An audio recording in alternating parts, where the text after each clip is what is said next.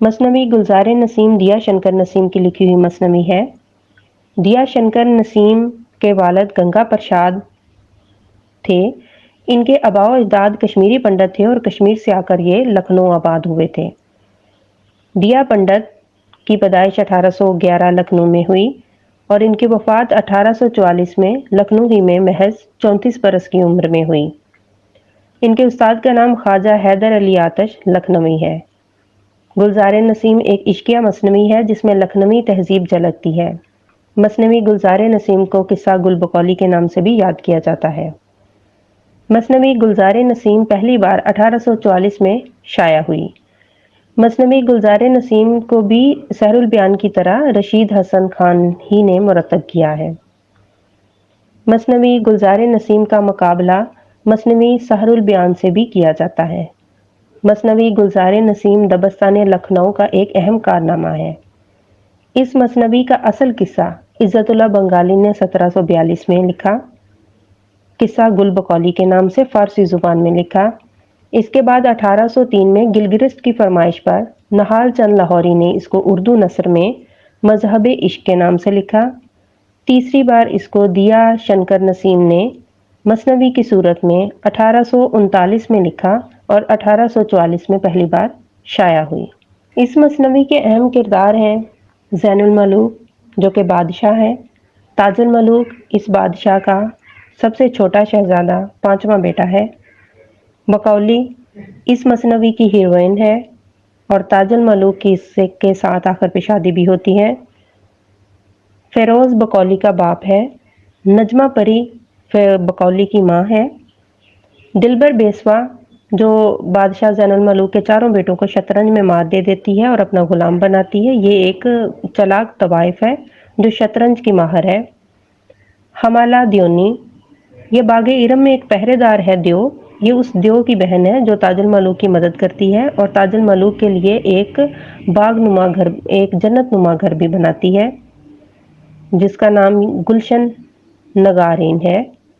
महमूदा हमाला द्योनी की मुंह बोली बेटी है। समनपरी जो बकौली का खत लेकर ताजुल मलूक को देती है, ये समनपरी बकौली की सहेली है।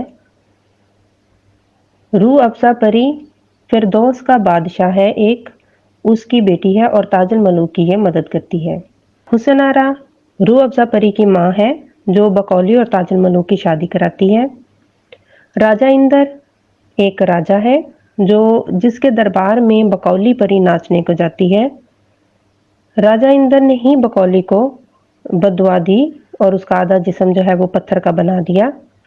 चित्रावत एक राजा चित्रसेन की बेटी है और ये ज़ैनुल मलूक पर आशिक है। इस मसनवी का खुलासा है पूरब का बादशाह सुल्तान ज़ैनुल मलूक के 5 बेटे हैं और जब इसके यहाँ 5वां बेटा पैदा होता है तो नजूमी ये पेशनगोई करते हैं कि 5वें बेटे को अगर सुल्तान देख लेगा तो सुल्तान की आंखों की बिनाई जाती रहेगी, यानी ज़ैनुल मलूक की आंखों की बिनाई ताजुल मलूक को देखने से चली जाएगी। तो इस महल में इस तरह के इंतजामात किए जाते हैं कि ताजुल मलूक और ज़ैनुल मलूक का आमना सामना ना हो। लेकिन एक दिन इत्तेफाक से बाप बेटे का सामना हो जाता है। बाप की आंखें जाती रहती हैं। एक मुआलिज ने बताया कि गुलजार इरम में गुल बकौली का एक फूल है, अगर वो आंखों पर लगाया जाए तो बिनाई लौट आएगी। चारों शहजादे गुल बकौली की तलाश में निकले। गुल बकौली की तलाश में जाने वाले रास्ते पर दिलबर बेसवा मिलती है। वो चौसर का खेल खेलती है, शतरंज का खेल, और अगर उससे शतरंज का खेल कोई हार जाए तो वो उसको वहीं गुलाम बना लेती है, आगे नहीं जाने देती। चारों बेटे चौसर के खेल में हार जाते हैं और उसके गुलाम बन जाते हैं। वो इन्हें कैद में डाल देती है। 5वां बेटा ताजुल मलूक ने दिलबर बेसवा को मात दी और एक द्यो से मुकाबला करते हुए उसको भी हरा दिया। द्यो से मुकाबला करते हुए द्यो की बहन हमाला द्योनी इससे बहुत मुतासिर होती है और वो इसकी मदद करती है। इसके लिए एक सुरंग बनाती है ताकि वहां से गुजरकर वो बागे इरम में दाखिल हो सके और फूल हासिल कर सके। ताजुल मलूक फूल लाने में कामयाब हो जाता है। गुल बकौली का फूल लेकर जब वतन वापस लौट रहा होता है तो इसके बड़े भाई इससे झगड़ा करते हैं और धोखे और फरेब के साथ फूल छीन लेते हैं اور اپنے باپ کے سامنے پھول کو اس طرح سے ظاہر کرتے ہوئے دیتے ہیں کہ وہ پھول توڑ کر لائے ہیں، نہ کہ تاج الملوک۔ تاج الملوک محل واپس نہیں جاتا، وہ ایک جنگل میں رہنا شروع کر دیتا ہے۔ ادھر جب گل بکولی نے گلزار ارم سے اپنے پھول کو غائب دیکھتی ہے تو اس کو بہت غصہ آتا ہے۔ وہ چور کی تلاش میں سراغ لگاتے ہوئے سلطان کے دربار تک پہنچ جاتی ہے۔ اس کو بھی خبر مل جاتی ہے کہ سلطان کی بینائی جو ہے ایک پھول سے واپس آئی ہے، تو وہ اس تلاش میں اس سلطان کے باغ تک آ جاتی ہے، دربار تک آ جاتی ہے، تاکہ پتہ لگا سکے کہ کون ہے جس نے اس کا پھول چرایا ہے۔ بیس بدل کر زین الملوک کے دربار میں رہتے ہوئے گل بکولی کو جلد ہی اندازہ ہو جاتا ہے کہ جو چاروں پھول لانے کا دعویٰ کر رہے ہیں یہ جھوٹے ہیں۔ ان میں سے کوئی بھی اس کو اتنا بہادر نہیں لگتا کہ اس کے باغ سے پھول چرا سکے۔ اس کو اندازہ ہو جاتا ہے کہ یہ کام کسی اور کا ہے، اور وہ جلد ہی تاج الملوک تک پہنچ جاتی ہے۔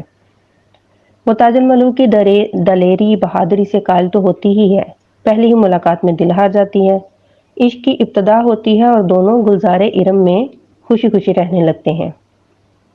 بکولی کی ماں جمیلہ پری کو جب یہ سارے احوال معلوم ہوتے ہیں، یہ سارا احوال معلوم ہوتا ہے، تو وہ تاج الملوک کو طلسم کے جنگل میں پھینکوا دیتی ہے، بکولی کو قید کر لیتی ہے۔ تاج الملوک تمام مصیبتوں کا جرأت سے مقابلہ کرتا ہوا طلسم سے رہائی پاتا ہے۔ آخرکار وہ بکولی سے شادی کر لیتا ہے اور بکولی کو لے کر جنگل میں جو اس نے ایک گھر بنایا تھا گلشن نگاری کے نام سے، ایک باغ تھا اس کا گلشن نگارین کے نام سے، اس میں رہنے لگ جاتا ہے۔ بظاہر تو ایسا لگتا ہے کہ مثنوی کا یہاں اختتام ہو گیا، لیکن نہیں، یہاں پر ایک نیا کردار راجہ اندر ہمارے سامنے آتا ہے۔ گل بکولی اصل میں راجہ اندر کی پری ہے۔ وہ ہر رات اس کے دربار میں ناچنے جاتی ہے۔ پہلے تو وہ تاج الملوک سے چوری چپ کے رات کو جایا کرتی تھی، لیکن ایک دن تاج الملوک کو پتہ چل جاتا ہے۔ تاج الملوک کے ہمراہ جب وہ دربار میں جاتی ہے، تاج الملوک کی ضد کی وجہ سے اس کو لے جاتی ہے، وہاں وہ اتنا اچھا ناچتی ہے کہ راجہ اندر خوش ہو کر اس کو کہتا ہے کہ وہ کیا مانگنا چاہتی ہے۔ تو گل بکولی اس سے اپنی اور تاج الملوک کے ساتھ شادی کر کے خوشی خوشی رہنے کی اجازت مانگتی ہے۔ اس سے راجہ اندر کو بہت دکھ ہوتا ہے کہ اس کی پری نے اس کے علم میں لائے بغیر شادی کر لی ہے۔ وہ اس کو بد دعا دیتا ہے اور اس کا آدھا جسم پتھر کا بنا کر اس کو مٹھ میں قید کر دیتا ہے، ایک کھیت میں قید کر دیتا ہے جس میں وہ آدھی زمین میں ہوتی ہے اور آدھی پتھر کی بنی ہوئی ہوتی ہے۔ راجہ اندر نے بکولی کو نصف پتھر کی بنا کر ایک مٹھ میں پھینکوا دیا ہوتا ہے۔ کچھ مدت کے بعد وہاں چتر سین کی بیٹی چتراوت آتی ہے۔ وہ دیکھتی ہے کہ یہاں پہ روز تاج الملوک آتا ہے اور وہ مٹھ میں بیٹھا باتیں کر رہا ہوتا ہے، تو اس کو یہ عجیب لگتا ہے۔ جب اس کو ساری بات پتہ چلتی ہے تو وہ تاج الملوک پر چونکہ عاشق ہو چکی ہوتی ہے، تو وہ غصے میں آ کر کھیت کی کھدائی کروا دیتی ہے۔ کھیت کی کھدائی ہونے کے بعد یہاں پر سرسوں بوئی جاتی ہے۔ سرسوں کے بیج میں سے جب تیل نکالا جاتا ہے تو اس سے ایک دہقان کی بیوی کے حمل ٹھہر جاتا ہے۔ سرسوں کے تیل سے ایک دہقان کی بیوی کے جو حمل ٹھہر جاتا ہے، وہاں سے بکولی کا نیا جنم ہوتا ہے۔ دہقان کے گھر میں جوان ہو کر بکولی پھر سے تاج الملوک سے ملتی ہے اور دونوں کی مراد پوری ہو جاتی ہے۔ اس میں یوں تو بہت زیادہ کردار ہیں جن پر ایک بار پھر سے نظر ڈالتے ہیں۔ زین الملوک تاج الملوک کا باپ ہے، بادشاہ ہے۔ بکولی فیروزہ اور جمیلہ کی بیٹی ہے، یہ ایک پری ہے۔ روح افزا پری مظفر اور حسن آرا کی بیٹی ہے، اور حسن آرا ہی آخر پر شادی کرواتی ہے تاج الملوک اور بکولی کی، اور یہ روح افزا پری بکولی کی سہیلی ہے۔ چتراوت چتر سین کی بیٹی ہے اور یہ تاج الملوک پر عاشق ہوتی ہے۔ سمن پری بکولی کی سہیلی ہے۔ ہمالہ دیونی جس کی بیٹی ہے محمودہ، اور یہ ایک دیو جو باغ ارم کا گلزار ارم کا دیو ہوتا ہے، یہ اس کی بہن ہے۔ دلبر بیسوا ایک شاطر طوائف ہے۔ پنڈت دیا شنکر نسیم خواجہ حیدر علی آتش کے شاگردوں میں سے تھے، اس لیے مثنوی گلزار نسیم کی تصنیف کے دوران شاگرد کو قدم قدم پر اپنے استاد کی رہنمائی بھی حاصل ہوتی رہی۔ حیدر علی آتش کی ہدایت پر نسیم نے مثنوی کو مختصر کر کے دوبارہ نئے سرے سے لکھا۔ یوں گلزار نسیم کی خصوصیات میں اعجاز و اختصار کی بھی خصوصیت شامل ہو گئی۔ مثنوی گلزار نسیم کی دیگر خصوصیات کردار نگاری، جذبات نگاری، تسلسل بیان کی کم و بیش وہ سبھی خصوصیات ہیں جو ایک مثنوی کا حصہ ہونی چاہیے۔ گلزار نسیم کے پلاٹ میں پیچیدگی ہے۔ تاج الملوک اور بکولی کے عشق کی داستان ہی نہیں ہے، یہ صرف ایک پھول حاصل کرنے کی ایک معمولی سی کہانی نہیں، بلکہ کئی بڑی بڑی کہانیاں بھی ساتھ ساتھ اس کے چلتی ہیں۔ اگرچہ گلزار نسیم کا پلاٹ مکمل طور پر فرضی ہے، لیکن یہ بھی حقیقت ہے کہ شاعر اپنے دور سے مواد حاصل کرتا ہے۔ یہی وجہ ہے کہ گلزار نسیم میں لکھنوی تہذیب نظر آتی ہے۔ پنڈت دیا شنکر نسیم نے وہاں کے ماحول کو اس میں بیان کیا ہے۔ گل بکولی کی شادی کے وقت جو رسموں کی ادائیگی ہوتی ہے اس کی بڑی ہی خوبصورت اس میں منظر کشی کی گئی ہے۔ دیا شنکر نسیم کو منظر نگاری پر پورا عبور حاصل ہے۔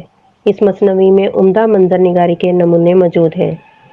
یہ نمونے مناظر میں بھی ہیں اور کیفیات میں بھی ہیں۔ مثنوی گلزار نسیم میں جذبات نگاری کی خصوصیت، مافوق الفطرت عناصر، ڈرامائی عناصر۔ مثنوی گلزار نسیم میں سیرت کشی یا کردار نگاری کی خصوصیات بہت ہی خوبصورت نظر آتی ہیں۔ اس مثنوی میں ثنائے بدائع کا استعمال، حسن تعلیل، صنعت تجنیس، صنعت تعلیل، تشبیہ و استعارہ، رایت لفظی، ایک پوری رنگین زبان نظر آتی ہے جو کہ لکھنوی تہذیب کی واضح خصوصیت ہے۔